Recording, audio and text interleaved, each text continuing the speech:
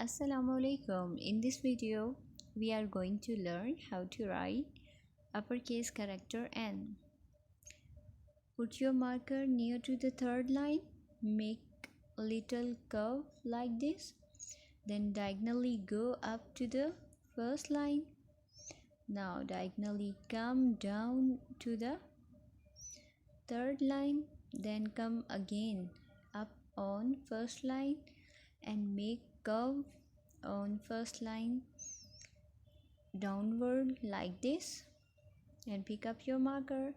Here is uppercase character N. Once again I am writing here. Make a little curve, then diagonally go up to the first line and then come down diagonally on third line, then move upward again on first line diagonally and make curve on first line like this. Here is uppercase character N. Hope you are learning it very well. See you in next video. Thanks for watching. Tata.